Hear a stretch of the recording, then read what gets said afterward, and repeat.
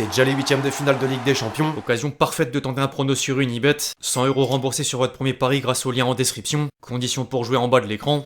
Coeli. Pourquoi il dit? C'est quel place ça encore?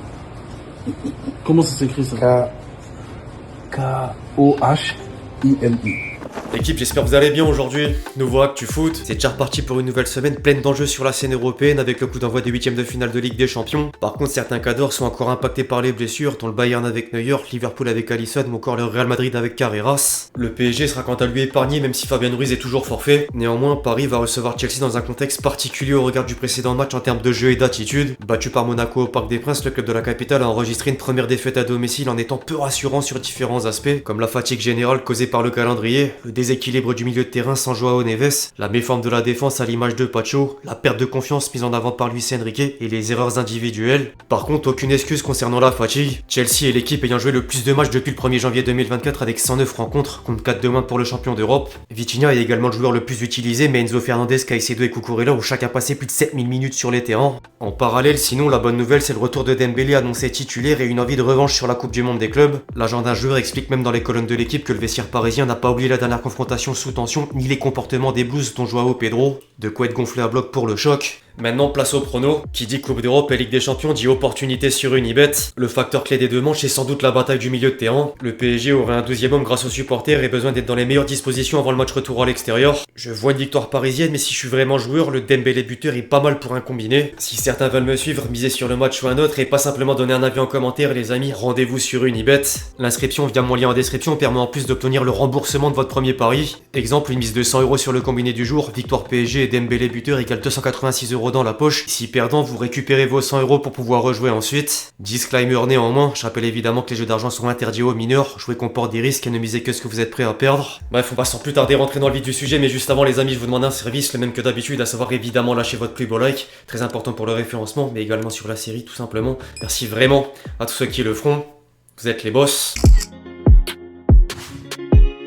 Le foot en Amérique du Sud, c'est la passion x 1000 dans tous les sens du terme. Preuve de plus, dimanche dernier au Brésil, lors de la finale du championnat du Minas Gerais entre Cruzeiro et l'Atlético Mineiro. Peu avant le coup de sifflet final, le milieu Christian et le gardien Everson ont eu une altercation jusqu'à déclencher un chaos total. Bagarre générale, coups de poing, coups de pied et insultes. La situation est vite devenue incontrôlable, de quoi obliger l'intervention des membres de staff, agents de sécurité et police militaire. Une fois les esprits en partie revenus au calme, l'arbitre a ensuite pu mettre un terme au match sans pour autant expulser le moindre joueur, avant d'établir un rapport et recenser 23 cartons rouges, 12 pour Cruzeiro, dont l'ancien Marseillais Gerson, et 11 pour l'Atlético Mineiro, dont Hulk et Ronan Lodi. Le club à l'écusson bleu et blanc s'est imposé sur le plus petit des scores pour remporter la compétition. T'as des scènes pareilles en Ligue 1, c'est sanction record.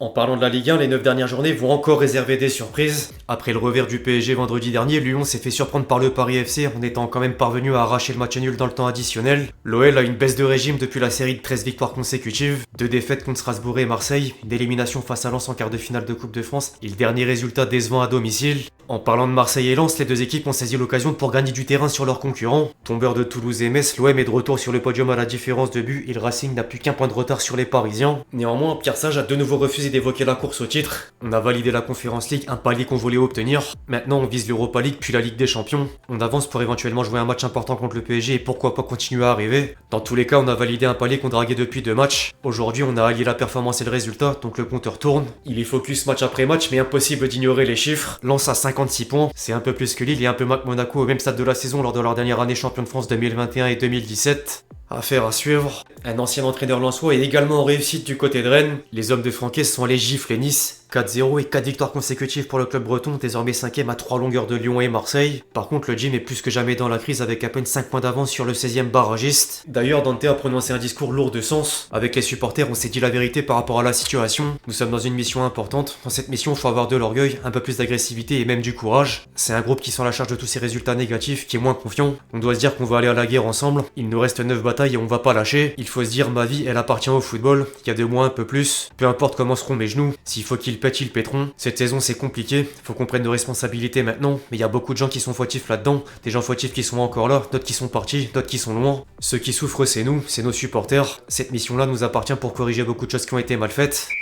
À l'étranger, c'était encore un mélange championnat-coupe. Le 5e tour de FA Cup a éliminé certains cadors, dont Newcastle sorti par Manchester City avec un doublé d'Omar Marmouche, mais surtout Sunderland surpris par Port Vale. Le club de 3ème division s'est imposé sur le plus petit des scores devant les Black Cats. Les quarts de finale auront lieu début avril. Southampton Arsenal, Chelsea Port Vale, West Ham Leeds United et un choc Manchester City Liverpool. En Allemagne, Italie et Espagne, les championnats ont également livré pas mal d'enseignements. Le Bayern a corrigé Gladbach pour garder 11 points d'avance sur Dortmund en tête de Bundesliga. Bien lancé vers le Scudetto, l'Inter vient d'être battu par le premier poursuivant et voisin d'une même ville, AC Milan. Les Nerazzurri n'avaient plus perdu en Serie A depuis le 23 novembre, en plus de laisser les Rossoneri à cette longueur. Quant à la Liga, le Real Madrid et le Barça ont assuré l'essentiel. Une victoire difficile pour les merengues sur la pelouse du Celta Vigo avec un but de Valverde dans le temps additionnel, et un court succès pour les Blaugrana du côté de Bilbao grâce à Lamine Yamal, unique buteur. Pas de quoi aider Arbeloa, déjà dans une situation délicate. D'ailleurs, la presse espagnole a cité 2 autres candidats potentiels pour le poste d'entraîneur du Real Madrid la saison prochaine. Après avoir vu la piste à Allegri, la Maison Blanche serait intéressée par Fabregas sur une belle évolution à Com, mais aussi un certain Pochettino, apprécié par Florentino Pérez.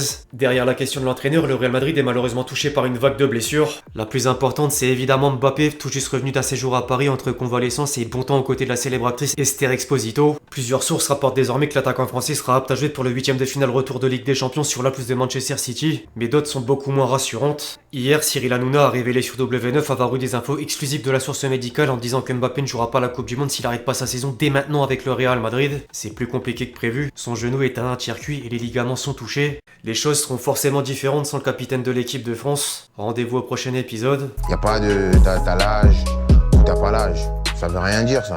Du côté de Barcelone, c'est plutôt une guerre de déclaration par médias interposés. Elle a commencé suite à des propos ou accusations de Xavi dans une interview pour la Vanguardia. L'ancien entraîneur du Barça s'est d'abord exprimé au sujet du potentiel retour de Messi en 2023. Léo avait signé. Nous avons repris contact et il m'a dit qu'il était impatient de revenir. Nous avons discuté jusqu'en mars, mais la Porta a tout fait capoter. Il m'a dit que si Léo revenait, il y aurait une guerre et qu'il pouvait pas se le permettre. Et puis soudain, Léo a cessé de répondre à mes appels car on lui avait dit que c'était impossible. Si Léo n'est pas revenu au Barça, c'est car le président ne le voulait pas. Pas à cause de la Liga ou parce que Jorge Messi demandait plus d'argent, c'est un mensonge. C'est le président qui lui a dit non. Je rêvais du retour de Léo et même maintenant je suis persuadé qu'il aiderait l'équipe à marquer des buts. Léo triompherait à nouveau au Camp Nou. C'était son souhait et le mien. Il a tapé sur la Porta mais pas que. J'ai signé au Barça grâce à la Porta mais il a fini par me laisser tomber. Il m'a limogé du poste d'entraîneur sans me dire la vérité, sous l'influence d'une personne qui est au-dessus du président, Alejandro Echevarria. Autrement dit, c'est Alejandro qui m'a limogé. C'est comme ça que fonctionne ce Barça. Il est pratiquement dirigé par Alejandro Echevarria. Je suis parti parce que je lui ai tenu tête. Une réunion de planification s'est tenue. Alejandro a commencé à dire que la préparation physique était un désastre.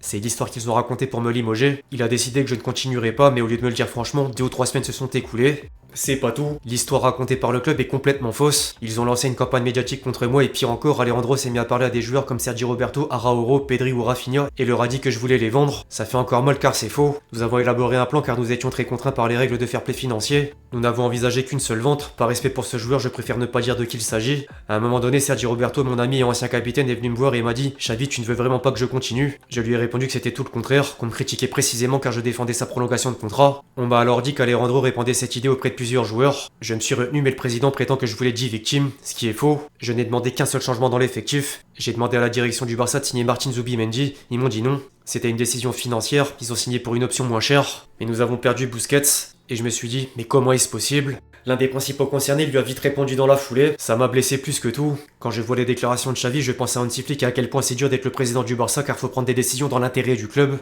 Elles sont parfois difficiles, comme celle de licencier Xavi. J'estime que les faits confirment que j'ai fait ce que j'avais à faire. Je voyais que nous continuerions de perdre avec Xavi, alors qu'avec Flick ou un autre entraîneur, nous gagnerions à nouveau. Je comprends que ça fasse mal à Xavi, car avec les mêmes joueurs il perdait et Hansi Flick gagne. C'est assez violent. Xavi dit qu'il s'est relâché et qu'il n'arrivait plus à concilier vie professionnelle et vie familiale. Il a également déclaré qu'il serait pas en mesure de rivaliser avec le Real Madrid pendant des années. Deco m'a dit que Xavi avait ordonné des changements parmi les joueurs importants. Il était constamment insatisfait de l'équipe, des arbitres. Il disait aussi que l'équipe n'est pas compétitive. Lorsque le contrat de Messi n'a pas pu être renouvelé pour des raisons financières, Xavi est venu me voir mi-mars 2023 pour me dire qu'il voulait revenir. Jorge Messi m'a dit en mai qu'il aurait trop de pression et qu'il préférait aller à Miami.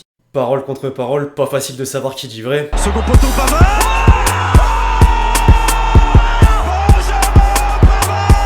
Dernière séquence obligatoire, la compile de buts. Gabriel. Touch from Gabriel and again. Steps away a third time and gets the shot in. Oh, it's carried home.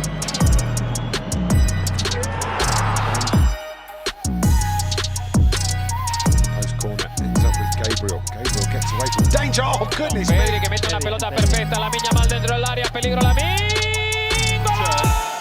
Eberechi Eze is Still there's that. Oh, it's a... D'Acunha. La frappe de D'Acunha! Gol! Geliyor Sociedad Oyarzabal. Kaldı önünde Oyarzabal. Atenção, lance muito perigoso, pode sair o chapéu e o golo! Forward into Messi. Mente yerde kaldı. Kafasını tutuyor. Şimdi şut. Gol! Goretzka. Por arriba. Lucho! İyi futbol kovalıyor Ocon. Futbol! Jest koło niego Otamendi, Pietusewski, Oscar! Oscar! Ce soir, aux côtés de son arbitre central, Monsieur Dask. Oh, ce ballon! Ce ballon! Enfin bref, l'équipe c'est tout pour l'actu foot du jour, j'espère vraiment qu'il vous a plu, je compte sur vous si c'est le cas pour lâcher votre plus beau like comme d'habitude. N'hésitez pas à réagir dans les commentaires sur tous les sujets qu'on a pu traiter aujourd'hui, puis d'ici là on se retrouve très vite sur la chaîne pour de nouvelles vidéos, c'était Lexti. Ciao ciao.